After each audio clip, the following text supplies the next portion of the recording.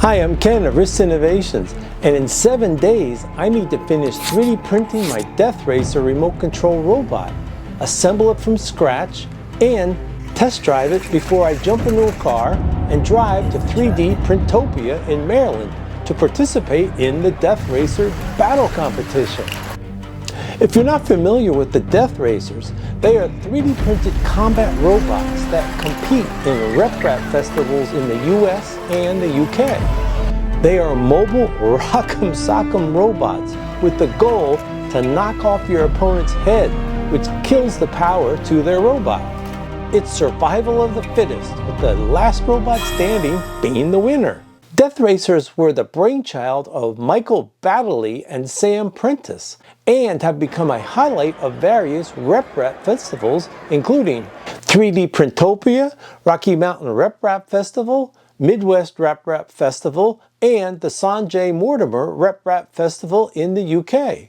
I saw my first Death Racer competition 2 years ago at the East Coast RepRap Festival, more recently renamed 3D Printopia. Just before last year's 3D Printopia, Big Tree Tech came out with a Death Racer kit that has all of the hardware and electronics, minus the batteries and charger.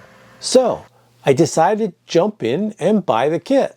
I picked up my kit from Sam Prentice at last year's 3D Printopia with the goal to print the kit during the end of 2024, beginning of 2025, and make a YouTube video of my experience. I joined Michael Baddeley's Patreon, so I had access to the 3D printed files of the Death Racer model, and I watched several of Sam Prentice's videos on how to print and assemble the Death Racers. The problem was that there weren't any online directions on how to assemble the Death Racers, and there was no information on how to wire up the Death Racer, so it was a bit discouraging. Also, a few YouTubers that had tried to build their Death Racers pointed out that there were some design weaknesses with the Death Racers, including tapping directly into plastic instead of using threaded inserts. Plus, Sam showed that you had to chop off the motor shafts in order to get the motors to fit into the Death Racer, which seemed kind of kludgy to me. Then, during March of 2024, the Offset Maker Lab team made some major improvements to the Death Racer design, calling it the Piranha version, by adding threaded inserts on key parts, extending the motor frame housing so you don't have to chop off the motor, and, most importantly, a clear set of directions, including complete wiring instructions. I 3D printed most of the frame, motor, and main body parts from glass-filled ABS using slicer settings of 4 walls and 25% triangle infill. I 3D printed the accent pieces from PLA using slicer settings of 4 walls and 20% infill. I 3D printed the track pieces using 95 TPU using slicer settings of 4 walls and 10% infill. But I found that this made the tracks too flexible, which led to problems that I'll cover later. TPU can be a tricky material to 3D print, but what if I told you I have a source that could print your TPU project for you? That brings me to the sponsor of today's video, PCBWay. And for the month of October, PCBWay is having a special sale on 3D printed TPU projects for up to 40% off, depending on the weight of the project. If you have a TPU project, now is the time to have it made for you by PCBWay. You can go to PCBWay's website, upload your STL file, and they can make it and ship it right to your door. They have several 3D printing capabilities, including FDM, SLA, and SLS. PCBWay can also provide PCBs, PCB assemblies, CNC machining, sheet metal fabrication, and injection molding. I have used PCBWay's service, and I can say their customer service, quality of parts, and short lead time are excellent. There is a link in the description below, and they will even provide you with a $5 welcome bonus. Thank you, PCBWay, for sponsoring today's video. Now, back to the show. I 3D printed the various parts over the course of several months, as I had time. But the project was put on a back burner because I had more urgent deadlines that I had to meet. Fast forward to today, Friday, 9/19, 2025, And I only have 7 days until I have to drive to 3D Printopia on Friday, 9/26. So I have to do a crash course to finish 3D printing my Death Racer, assemble the whole robot, and learn how to run my Death Racer. I can't face Sam Prentice at the show and tell him I didn't get my Death Racer built after having a year to get it done. So let's get started. Day number 1, Friday, 9/19.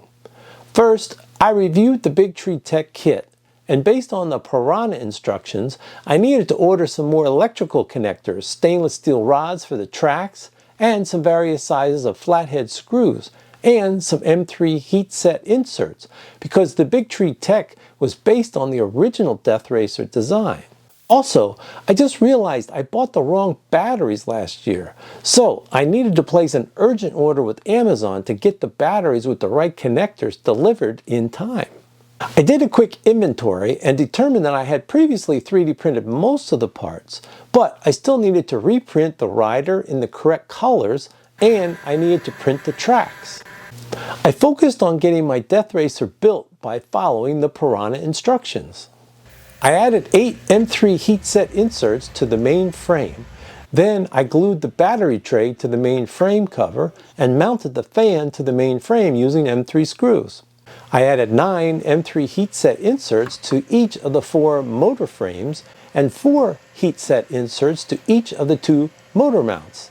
Then I added an M3 heat set insert to the 2 drive wheels and idler wheels. Next, I installed 4 bearings into each motor frame.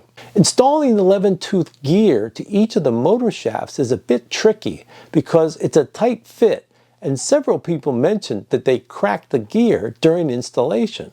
Now you could use Sam's gentle touch by using the back of a wrench to bang the gear on, but I wanted to find a more controlled way of installing the gear. I remembered I had this pen assembly press, and this worked great to control the force needed to install the gear while supporting the back of the motor shaft. Then I installed the gearbox and spacer to the motor.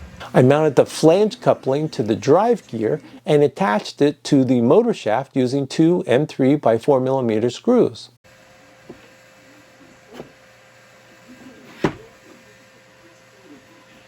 Add white lithium grease to the gears for a smoother operation. Next, attach the drive wheels and idler wheels using M3 by 50mm screws.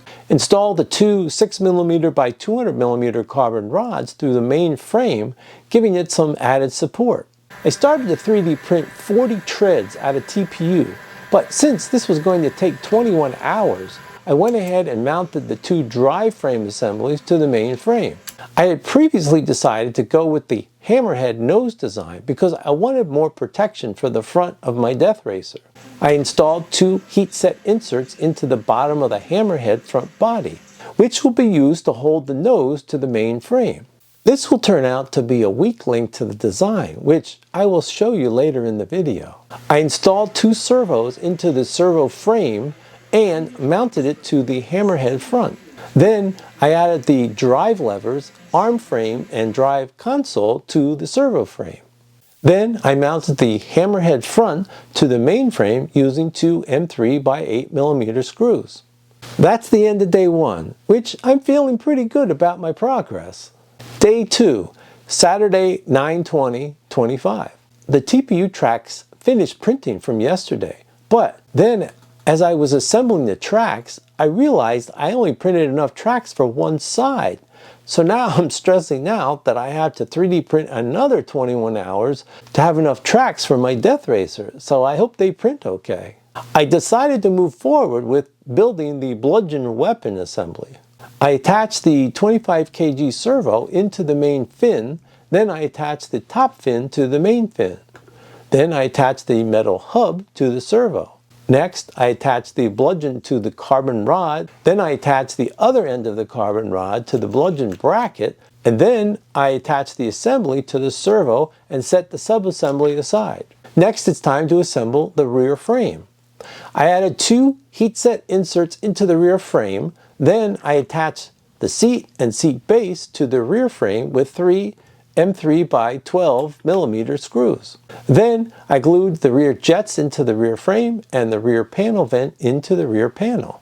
Then I took the weapon assembly and attached it to the rear frame, and then attached the subassembly to the main frame using 4 M3 by 12 millimeter screws. Later in the day, I received my new batteries that had the correct XT60 plug, so that's a relief. So that's everything I got done in day 2. So I'm feeling pretty good about the mechanical assembly, but I'm concerned about the wiring and electronics because I have no idea how that's going to go.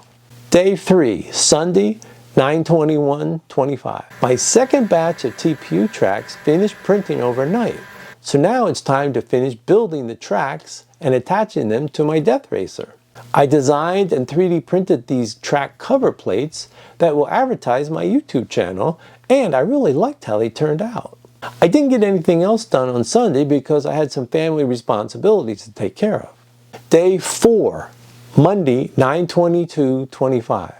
I ran into an issue that the battery charger I bought last year would not charge my new batteries, so I'm a bit stressed out. But I found a nice battery charger on Amazon, so I ordered it and it should be delivered tomorrow, which is Tuesday. Today is another major milestone with my Death Racer because I need to wire everything up. Over the last couple of days, I 3D printed the final colors of my rider, which is a red and black theme. The first thing is to attach 14 gauge wires to the power toggle switch. Then slide the toggle switch into place in the main rider body and attach it with a nut. You have to make sure you orient the power toggle switch in the right direction, such that when the rider head gets knocked off, it will turn the toggle switch to the off position and kill the power to your Death Racer. Then I attached the rider sides to the main rider body and slid the hip into position. After that, I attached the upper legs and lower legs and the feet to the main rider body. Next, I attached the upper and lower arms to the main rider body. Lastly, I attached the various pieces of the rider's head together. Next, slide the rider into the Death Racer and attach his 2 hands to the steering of the Death Racer. Now it's time for the wiring and electronics, which is what I'm most worried about. What's nice about the Big Tree Tech kit is that it includes almost everything you need regarding the wiring and electronics, including the speed controller, receiver, controller, and 3-to-1 servo splitter. First, I cut the wiring to the XT60 connector from the speed controller. We are going to install the rider toggle switch into this connection. I used the Wago Quick Disconnect connectors to make it easy to connect the wires. The instructions have a nice wiring diagram for me to reference to. Then I connected the 2 motor wires from each motor to the speed controller. The black wires of the motors connect to the blue wires of the speed controller, and the red wires of the motors connect to the yellow wires of the speed controller. Next, I took the 3-in-1 splitter and connected the 2 steering arm servos and connected the black, red, and white connector from the speed controller and plugged it into the 3-in-1 splitter. Then I plugged the 3-in-1 splitter into channel 1 of the transmitter. The yellow wire of the speed controller is plugged into the sensor position of channel 3 of the transmitter. The weapon wires plug into channel 4 of the transmitter. Then plug the fan wire into channel 5 of the transmitter. Lastly, I used cable ties to secure everything into the Death Racer main frame. It's a tight fit because the battery holder and main frame cover need to be installed onto the main frame. I installed the battery into the Death Racer, and I installed 4 AA batteries into the controller.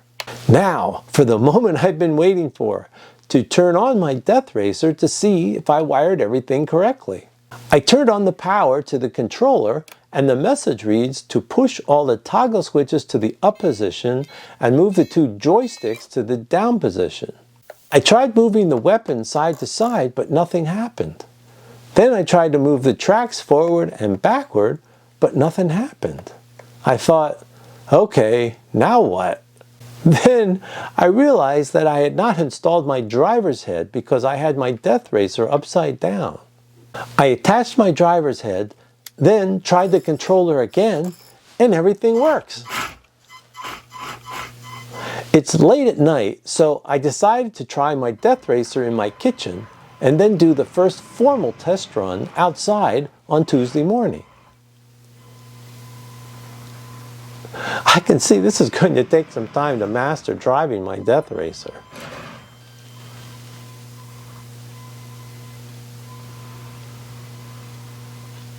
Day number 5, Tuesday, 9/23/25. It's time for the formal test drive of my death racer in my driveway.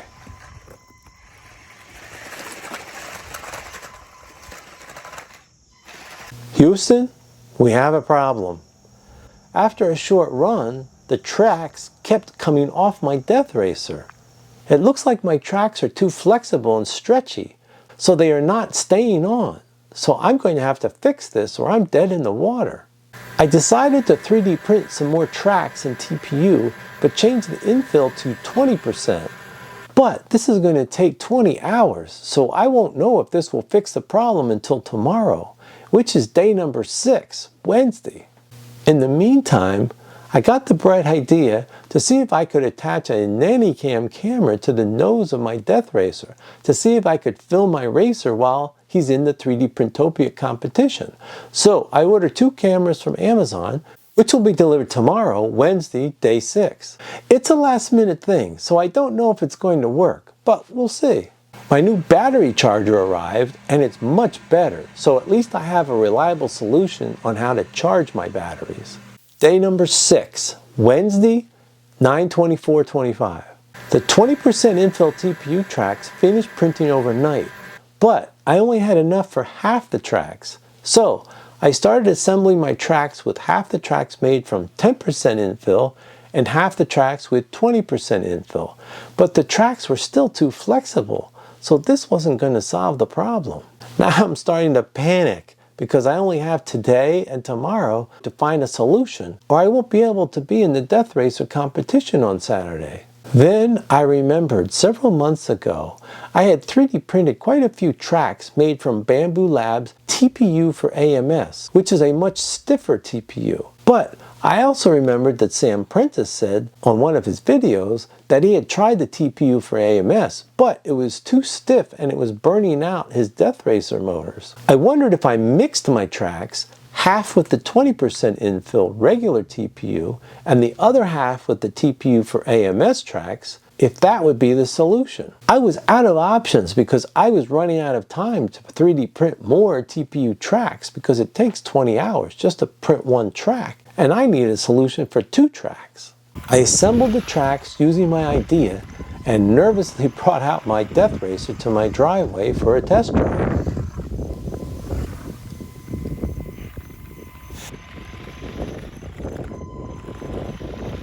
It works! It really works!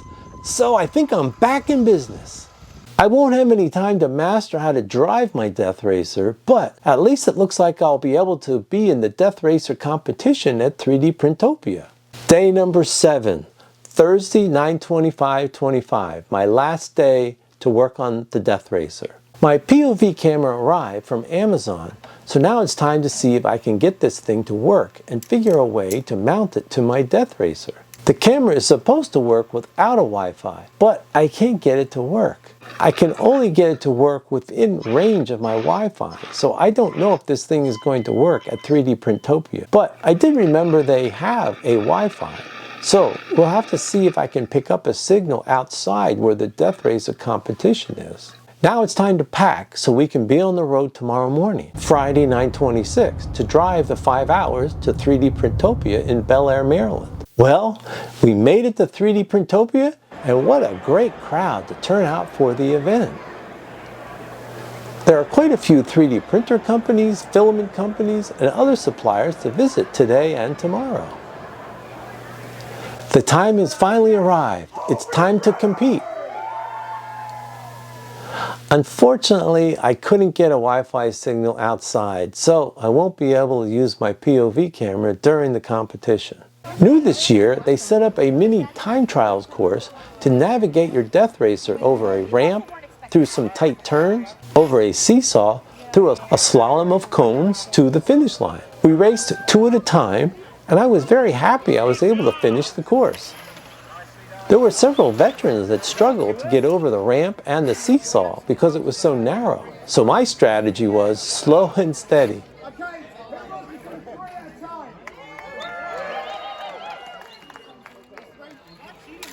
Next, it's time for the main event. Knock the heads off your competition and be the last death racer standing, and you're the winner. And we're off. I was driving around a bit and I wanted to get into the action. So I went speeding towards a group of competitors and I smashed into a disabled racer and promptly broke my nose off my death racer, spilling my electronic guts onto the pavement.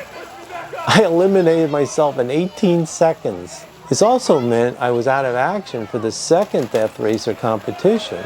So I had to watch everyone from the sidelines.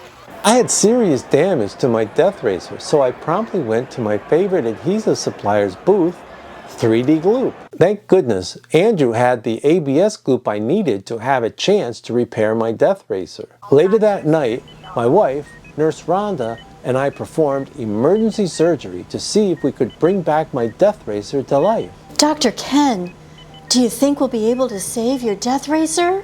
I don't know. My death racer has lost a lot of filament, but with my surgical expertise, 3D Gloop's wonder drug, and your good looks, I think we can save him, Nurse Rhonda. Dr. Ken, you're my hero. It's my job, Nurse Rhonda. Shall we get started? Scalpel. CA glue. 3D Gloop.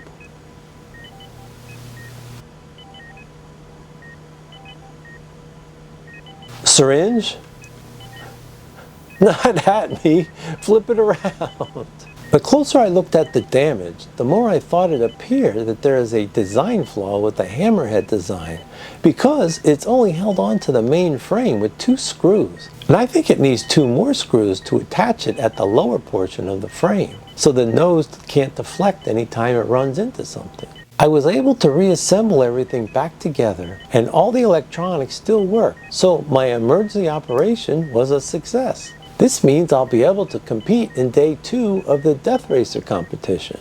I was talking to Ryan of Offset Maker Lab about my major failure from Saturday, and he mentioned that there is an improved version of the hammerhead design that uses 4 screws to hold it to the main frame, because earlier in the year he noticed that several death racers were having a similar problem as me. I will have to incorporate this new design into my death racer for next year.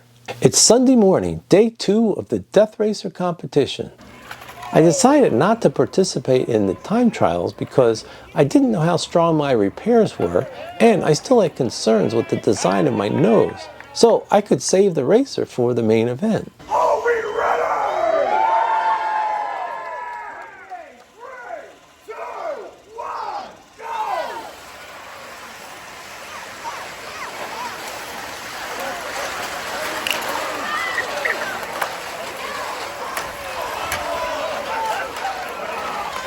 I lasted much longer in the first main race. I was darting around trying to have contact with my competition, and I did a lot of dancing, but I didn't knock off anyone's head. But at least I was still alive. Then I learned that there is still evil in this world.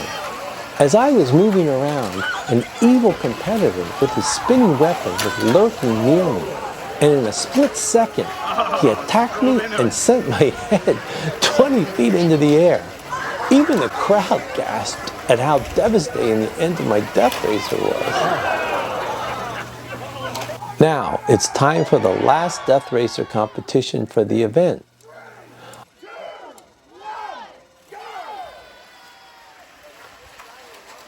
I promptly drove into a disabled competitor and my head popped off and I was out of the race. But now I have the taste of the death racer experience, so I will be back next year with an improved death racer and hopefully some more experience in how to operate my death racer. Also, next year, 3D Printopia will be at the Philadelphia Convention Center, so there may be even bigger crowds at the death racer competition. I can't wait!